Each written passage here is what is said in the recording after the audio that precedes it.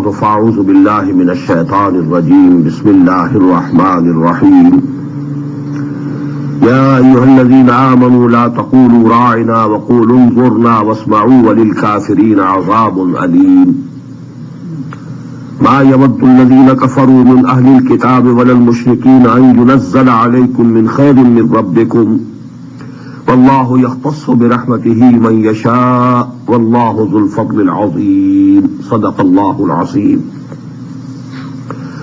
رب اشرح لي صدري ويسر لي أمري واحلل عقدة من لساني يفقهوا قولي آمين يا رب العالمين يا أيها الذين آمنوا. This is for the first time in Sura Al Baqarah that we are having these words of Ya ayyuhal ladhina amanu. And please note that the whole of the Makki Quran doesn't contain this expression of address to the Muslims. In none of the Makki surahs. This is actually a typical term used to address the Muslim Ummah. And the Muslim Ummah actually was formed at Medina. In Makki surahs, Ya ibadiyallazina amanu, Ya ibadiyallazina asrafu, but not Ya ayyuhallazina amanu. The only exception is Surah Al-Hajj. And about that I have told you that there is a difference of opinion whether that Surah Al-Hajj is Makki or Madani. This is for the first time. And this is to address the Muslim Ummah as a whole, including the Mu'mins, the Muslims, and even the Munafiqeen. They are also included in the Muslim Ummah legally. Ya ayyuhalladhina amanu la taqulu ra'ina. O you who profess to believe. This is how I prefer to translate it. O you who believe. I think the better expression would be, O you who profess to believe, who claim to believe. La taqulu ra'ina. Don't utter the word ra'ina. This was a social expression among the Arabs. When you were sitting together and somebody was speaking, and maybe that someone has not heard what he said. He used to say that as if you used to say today, excuse me, please give me some concession, ra'ina. So they used to use this word, ra'ina. But the Jews, changed this word to ra'ina. And ra'ina means, oh, our herdsman. So to inflict an insult to Muhammad sallallahu alaihi wasallam, they changed the pronunciation of this word. Just as they changed ata'na to ata'na. And there was very close resemblance. We have just read in the previous session. Sami'na wa asayna. Instead of ata'na. In the same way, instead of ra'ina, they used to say ra'ina. So Allah subhanahu wa ta'ala asked the Muslims not to use this word at all. And instead use the other word, unzurna. Just wait for me. Just look towards me. Wasma'u, and you listen with the full attention so that you don't have to use this word. وَلِلْكَافِرِينَ عَذَابٌ أَلِيمٌ. Or for those disbelievers who are using these words instead of the real word, for them is a very painful torment, very painful chastisement. مَا يَوَدُّ الَّذِينَ كَفَرُوا مِنْ أَهْلِ الْكِتَابِ وَلَا الْمُشْرِكِينَ. None from those who have taken to kufr and disbelief, whether they are from the people of the book, min ahl al-kitab wal al-mushrikeen, or they are from the idol worshippers, the mushriks, the pagan Arabs, none of them wants or wishes or likes an yunazzala alaykum min khairin min rabbikum, that some good thing should be sent down to you, O Muslims, from your Lord. This wahi is coming to you, this Quran is being communicated to you, this is the biggest blessing of Allah subhanahu wa ta'ala. Neither the people of the book like it, nor these pagan Arabs like it. Why you have been blessed with such great benevolence of Allah subhanahu wa ta'ala. Wallahu yakhtassu bi rahmatihi man yasha. And it is for Allah to decide whom He reserves for His mercy and blessing, whom He chooses for His mercy and blessing. Wallahu dhul fadl azim. And Allah is the owner of great bounty. ما ننسخ من آية أو ننسها نأتي بخير منها أو مثلها. We do not abrogate any verse, any ayah, or make it, cause it to be forgotten. نأتي بخير منها, except that we bring a better ayah in that place. Now this is a very important issue, because although the deen of Allah has been the same throughout, the basic teachings of the deen of Allah are the same, from Adam till Muhammad, alayhi salatu wassalam wa sallallahu alayhi wasallam. The deen has been one, but the shariahs, the laws, the rites and rituals, the customs, they have been different. There was different form of salah in the Jewish sharia. There's a different form of salah with us. There were different rules for psalm, for fasting, for the people of Moses, alayhi salatu wasalam.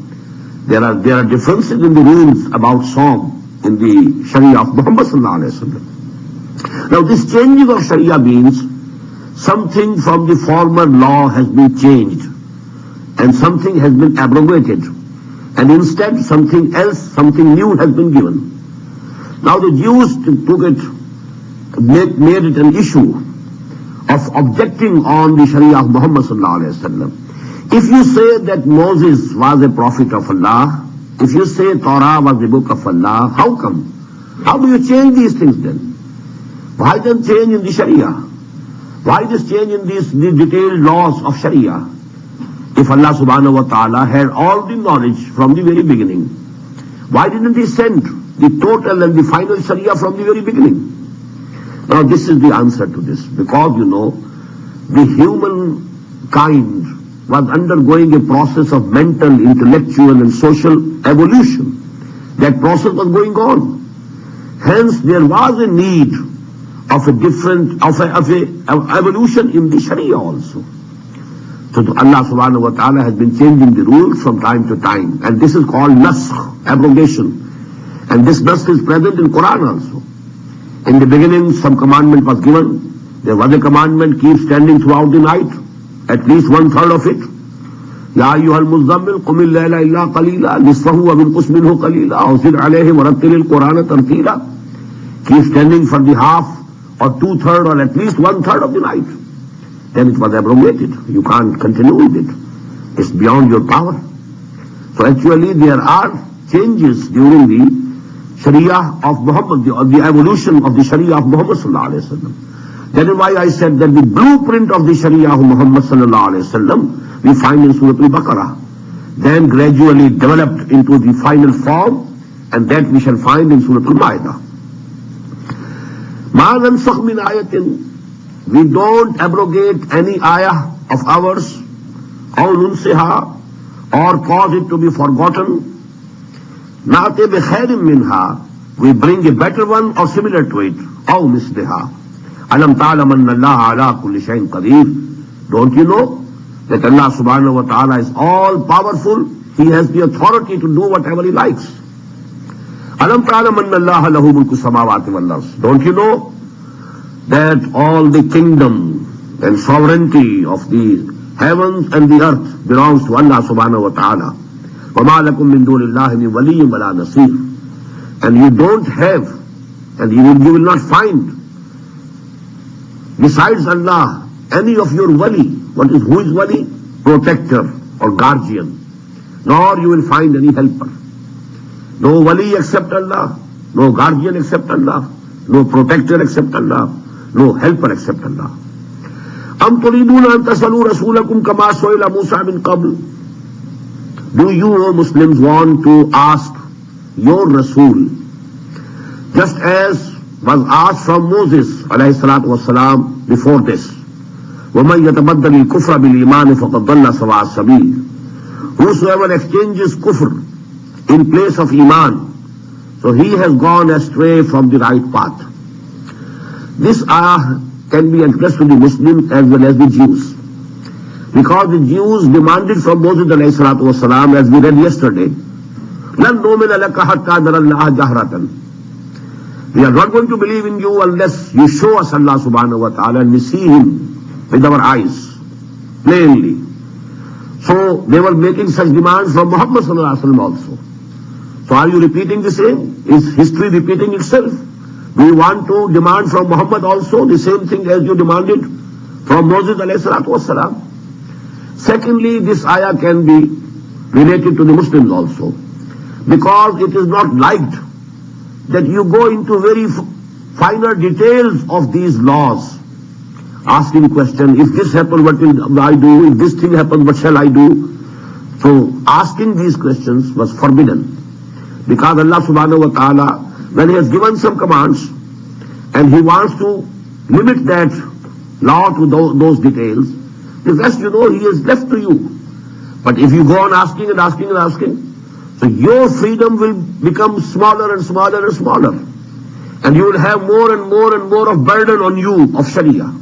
So this is something which a man, as if he is adding to his burdens when he is asking questions unnecessarily. There is an example that when, this was declared that every Muslim who can afford, it is a farz, it is a duty to perform Hajj. Now somebody stood up and asked, sir, is it imperative and first to do the Hajj every year? The Prophet just kept quiet. He turned his face, didn't give any reply. He again came to that side. Ya Rasulullah, I asked the question, is performing Hajj necessary first every year? Again the Prophet, kept quiet. For the third time he again asked. Then the Prophet was angry. He angrily replied, if I say yes, it will become imperative for all time to come for every Muslim. And Allah subhanahu wa ta'ala doesn't want to put burden on you. And you want to add to your burdens.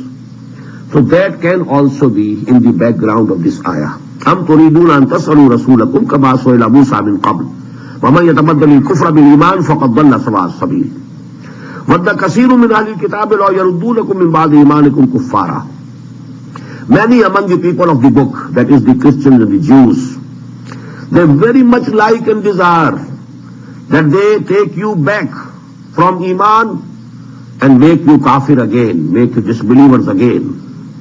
Hasadam min indi anfusihim, out of jealousy only. They know that you are now in a better position. You are in a better place. You are in Iman. But out of jealousy, they don't want to accept Iman themselves. But they want that you should also be deprived of this blessing of Allah subhanahu wa ta'ala. Hasada min indi anfusihim min ba'di ma tabayyana lahum al-haqq. After that, the haqq, the truth, has been made clear to them. And they clearly recognize the truth. Fa'fu wasfahu. So, keep on forgiving them and ignoring them. It was actually a very basic policy matter that the Prophet ﷺ also wanted, and Allah subhanahu wa ta'ala has also given the same instruction here, that after Hijrah, the Prophet wanted ﷺ, and Allah also gave the same direction, to try to have peace with these people, these Jews at Medina. Because now the struggle was to start against the people of Mecca. So don't start any other dispute and conflict as far as possible at Medina. So actually, go on forgiving. Go on ignoring them. Don't argue with them. Don't, in every matter, question them. So that was the matter of policy that was being given here. Fa'fu anhum. So you go on forgiving them for all their treacheries that is coming in your knowledge. But you just don't bring them to book. Don't investigate. Don't, argue with them. Wasfahu, and just ignore them. Hatta yati Allahu bi amrih. Till that time that Allah subhanahu wa ta'ala brings forth His final decision. Final decision will be the triumph of Islam, the superiority of Islam in the Arabian Peninsula. Then these people will also be brought to the book. Inna Allah ala kulli shayin qadir. Verily Allah subhanahu wa ta'ala is powerful to do everything. Wa aqimu salata wa atu zakah. And you Muslims, establish the prayers, and you go on paying zakah. وَمَا تُقَدِّمُوا لِأَنفُسِكُم مِّنْ خَيْرٍ تَجِدُوهُ عِندَ اللَّهِ. And whatsoever you send forth before dying, you are sending these charities and good deeds of yours towards hereafter. That is your stock for the life hereafter. وَمَا تُقَدِّمُوا لِأَنفُسِكُم مِّنْ خَيْرٍ تَجِدُوهُ عِندَ اللَّهِ. Whatever you are sending before you, you will find it with Allah subhanahu wa ta'ala. إِنَّ اللَّهَ بِمَا تَعْمَلُونَ بَصِيرٌ. Verily Allah is seeing whatever you are doing. Don't think that whatever you are doing, the good deeds that you are performing are not in the knowledge of Allah subhanahu wa ta'ala. وَقَالُوا لَنْ يَدْخُلَ الْجَنَّةَ إِلَّا مَنْ كَانَ هُودًا أَوْ نَصَارَى. And they say, who say? The people of the book, the Jews and the Christians. لَنْ يَدْخُلَ الْجَنَّةَ إِلَّا مَنْ كَانَ هُودًا أَوْ نَصَارَى. Nobody will be able to enter Jannah, paradise, except who is a Jew or a Christian. تِلْكَ أَمَانِيُّهُمْ. This is their wishful thinking. This is their own thinking. These are the ideas framed by themselves. قُلْ هَاتُوا بُرْهَانَكُمْ إِن كُنتُمْ صَادِقِينَ. Ask them, tell them to bring forth your argument. What proof you have? Bring forth Bible, bring forth Torah, and tell us where it is written in the Torah. قُلْ هَاتُوا بُرْهَانَكُمْ إِن كُنتُمْ صَادِقِينَ. If you are truthful. بَلَا مَنْ أَسْلَمَ وَجْهَهُ لِلَّهِ وَهُوَ مُحْسِنٌ. Why not? Whosoever submits his face, and face here means will. Whosoever has submitted his face, that is his will, to Allah subhanahu wa ta'ala. وَهُوَ مُحْسِنٌ. And he is doing it out of sincerity, not hypocritically, not apparently only. Muhsinun, that in the most handsome and beautiful way. فَلَهُ أَجْرُهُ عِنْدَ رَبِّهِ وَلَا خَوْفٌ عَلَيْهِمْ وَلَا هُمْ يَحْزَنُونَ. For him is his reward ensured, and it is with his Lord. And on them there will be no fear, nor they will have to grieve.